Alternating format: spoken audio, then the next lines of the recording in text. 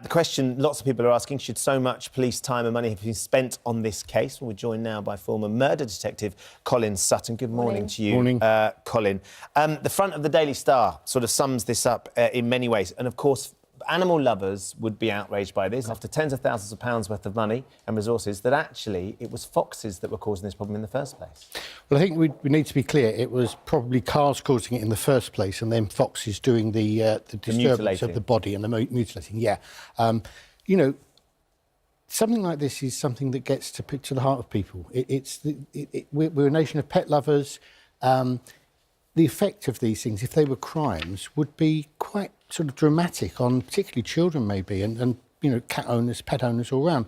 So I don't think it's one of those things where the police could have an option to say, well, we're not going to bother about that. You know, it's something where their resources are stretched. Really stretched. But how about the policemen themselves? Would they have been sitting there thinking, I've got burglaries going on, which I can't go to, I've got car thefts going on, I've got assaults happening, and yet here I am investigating the mutilated body of a cat. Clearly, this looks like it's just being done maybe by a car and then foxes, and yet there's this further that we've got to investigate this, and their frustration at that.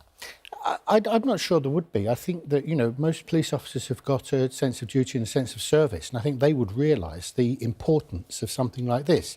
There's another aspect to it, which is that, you know, if you've got somebody who is, if these were committed by a person, that's clearly somebody who's very, very disturbed, and there's psychological evidence to say that people who are able to be so callous towards animals can do the same with human beings. Because you've dealt with cases where that's happened. Yes, I have, and I do know of, you know, that there is a body of evidence to say that you know, not all animal abusers end up abusing people, but certainly a lot of people who do abuse people have abused animals in the past.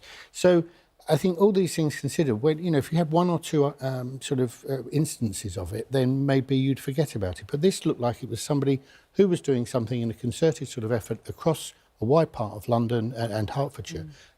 Because just to say, so one of those cases where that was evidence to have happened was Levi Bellfield, wasn't it? There's certainly some evidence that he abused animals, small animals, during his past. And the police are damned if they do and damned if they don't. You know, if they'd have said these are only cats, then I'm sure the outcry would have been just as large and vociferous. How much money do you think would have been spent on this? So the Met haven't confirmed the cost, but, you know, a reported 15 officers were working on this. There were 24 post-mortems on cats done by the Met Police. Hertfordshire Police carried out 5 post-mortems as well. That's going to have been a lot of money, not just the police man-hours, isn't it? Yeah, I think the post-mortem examinations probably were the most expensive part of it. I mean, these will have been investigated by 15 officers who had lots of other things on their workload. There wasn't a dedicated squad necessarily to these offences. You know, people would do this in and amongst their normal duties. How frustrating will this be, though, for we heard a clip, a soundbite from an owner there who said there was a clean cut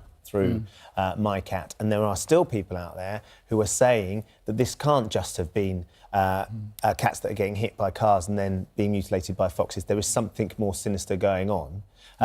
Do you think they just need to say, look, we've got to listen to the police here and it's all done? I think so. I mean, I think, you know, the strands of evidence you've got, the CCTV that in many cases, or half a dozen cases, which show a fox bringing these body parts, even when the body parts arrive on a doorstep, the CCTV of a fox depositing it there. We've had the experts, the pathologists, the veterinary pathologists who have looked at the cats and decided that they died through blunt force trauma, and that the wounds and the sort of dismemberment is consistent with action by a fox. So I think we have to trust the experts, and I kind of praised the Metropolitan Police for taking this seriously. The difficulty is, though, there's dissatisfaction all round, it seems, isn't it? Because the people who feel their cats have been attacked now feel that they haven't got justice because they don't quite believe the findings of what's happened here. And then there are other people who are, you know, perhaps trying to ring the police because they've had a burglary or they want something investigated. Yeah. They're not able to get the police to come to them, and they're thinking, well, hold on a second, the police are investigating, you know, cat killings. Why aren't they coming to investigate my burglary?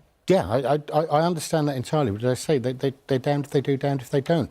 There would have been an outcry if no action had been taken about the Croydon cat killer, I'm sure. So, you know, I'd be sitting here defending that inaction in that case.